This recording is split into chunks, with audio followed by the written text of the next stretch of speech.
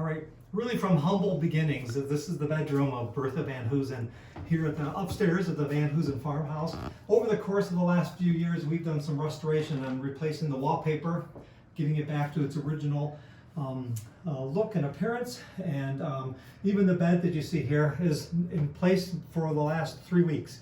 The bed just came back to us. It was located about 2.5 hours away, and then we finally got that phone call to say they were willing to donate it back to us. And so we gathered it as quickly as possible and put it here. But looking out of our windows, we still have a beautiful view, and for the most part, most of the view that we have is exactly the same view that Bertha Van Hoosen would have had.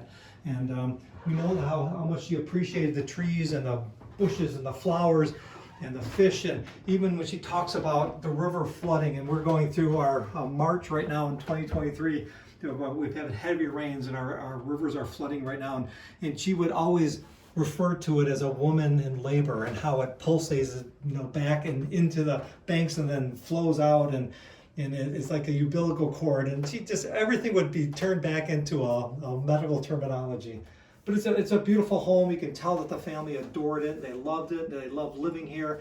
And as the Rochester Hills Museum, we are honored to take care of it, knowing that the story that it represents about Bertha Van Hoosen and 5 generations of the Taylor family. At the end of the day, we say we are the 6th generation. We're the generation that has to carry their message forward, and it's really a great honor to be able to do that. We do it both through our exhibits and our programs here at the museum, and we do it through organizations like the American Medical Women's Association that still carries on the torch of who Bertha Van Hoosen, what she stood for, and what she had hoped it would be. I'm sure if she looked back, came back today and attended one of your meetings, she would be honored and proud of what the AMWA has become. So thank you for all of your efforts too.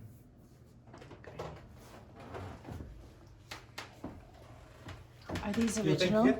It's a gift. The family had, it's interesting, the family had several maids that lived in the house. And the maids would always give a gift back to the family. It's a Swedish wedding basket. Each of the maids that worked here eventually went into medicine. Bertha, and I know you can see exactly what happened. She probably started talking to them saying, hey, you can do more than being a maid.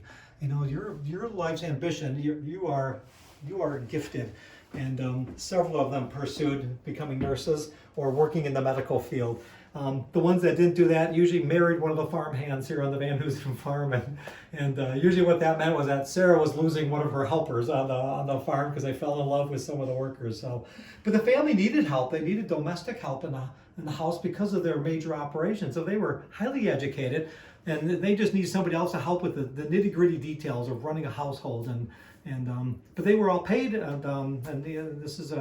and we have no bad stories. People were very, very loyal and very honest, and they supported the Van Hoosen family. And you just see where they wanted this family of women scientists to be successful.